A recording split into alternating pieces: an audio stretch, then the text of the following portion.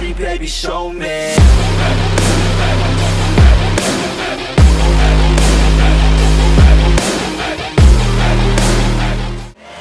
Yo, this a motherfucking war zone.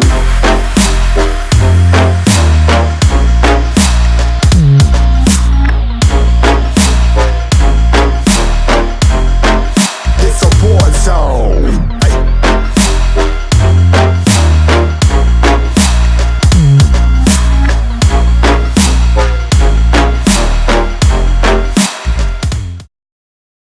Alright guys, so now we're in the Equinox, and it's time to give you the mini review of the car. So, what do I mean by mini review? So, usually my car reviews are cinematic. I usually have the camera facing me. This is actually the first review I'm driving in, pretty much. So, I'm actually changing the format up for this one. Any other car reviews I do after this will be the same format I've always done.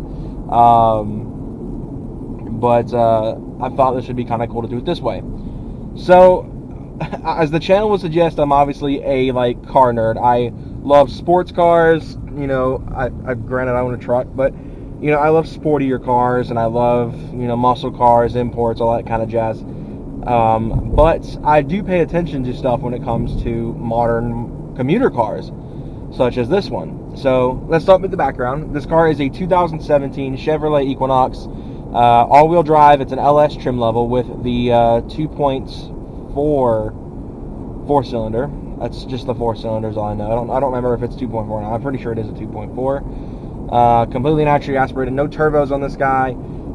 It makes under 200 horsepower, so from a power standpoint, it's not very fast.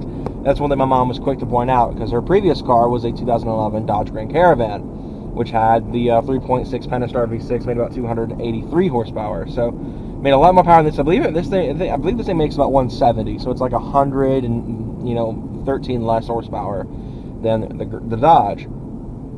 But in comparison, the build quality on this is so much better than that Dodge.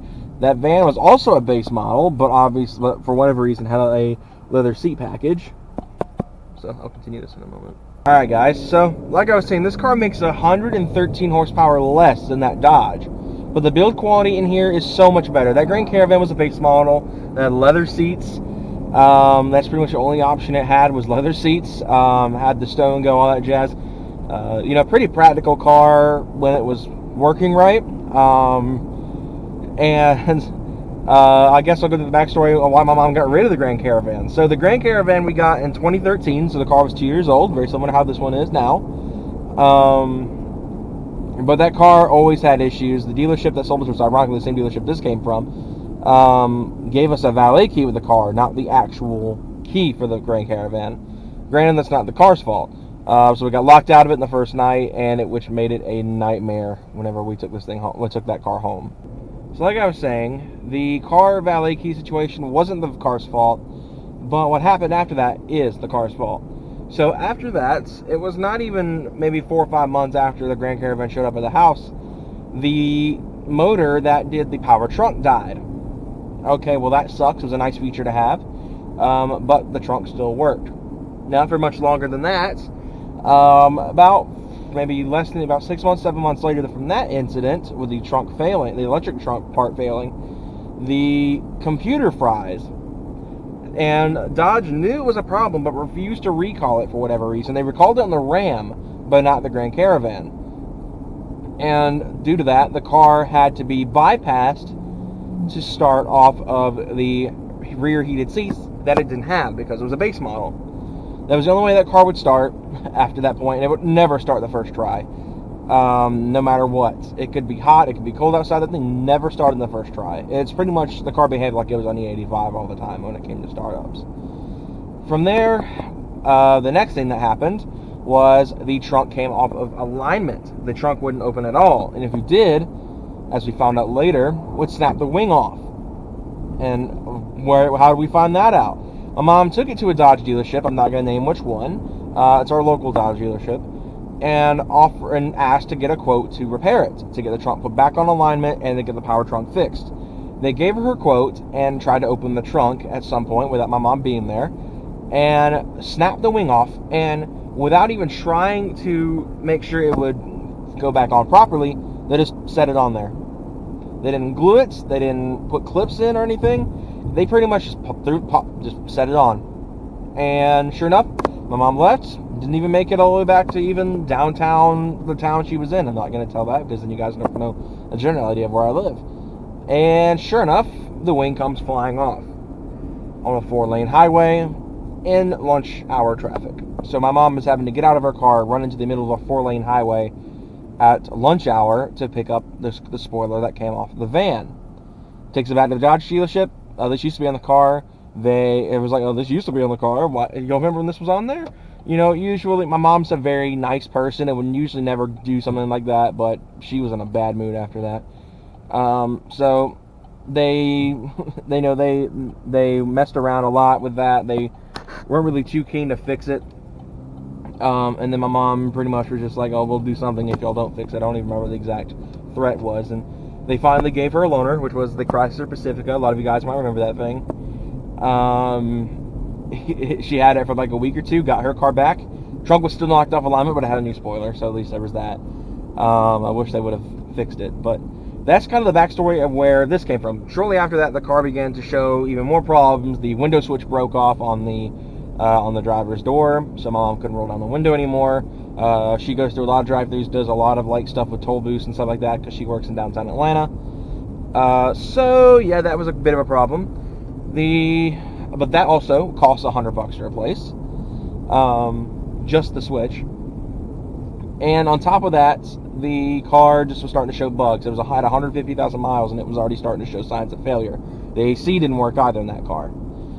Seems to when you own a Dodge, like an older Dodge, it's either you lose AC or you lose a transmission. You never really lose one. You never lose both. But that Grand Caravan had AC issues.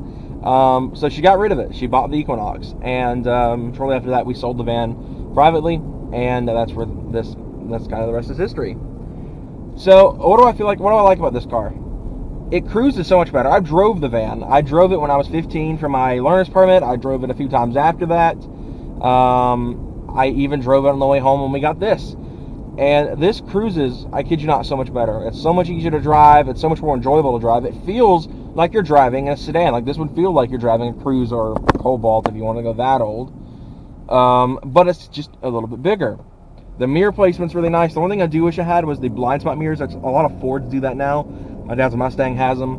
MyLink is wonderful. I don't have an aux cord or anything, so that's kind of sucks in here. We have OnStar, the 4G Wi-Fi in here. The only thing it's really missing to make it that much better would be like all like the crazy safety stuff, you know, radar cruise control, leather seats, a leather steering wheel. This car is an LS trim, so it's base model. But the driving experience is nice. It's got an alright amount of power. It does take a little bit of gas if you want to get there quickly. The manual mode is very not great. There's a huge delay, and the shifts are not very fast at all. Putting it in manual mode, you tap the button, it takes about another like second or two to even, oh crap, you hit the button, I should shift.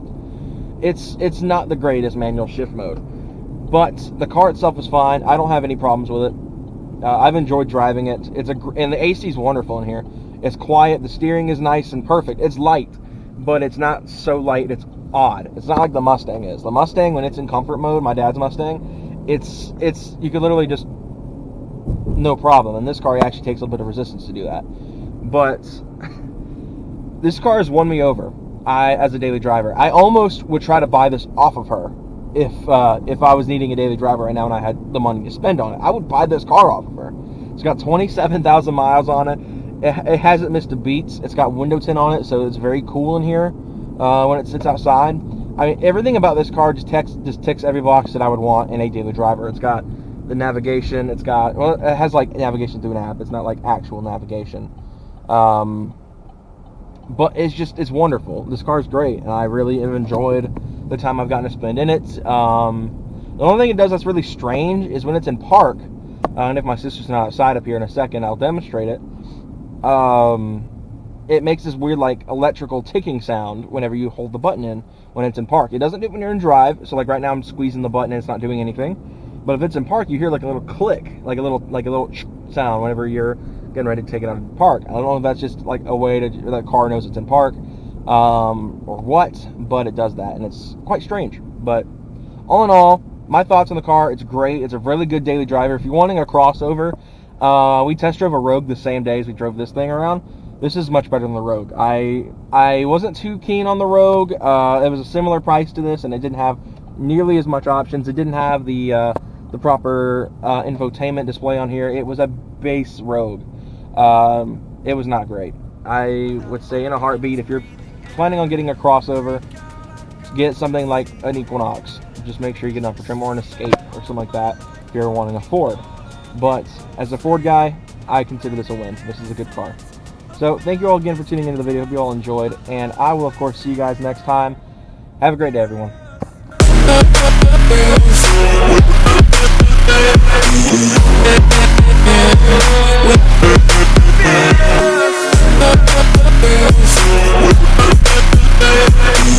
Yeah.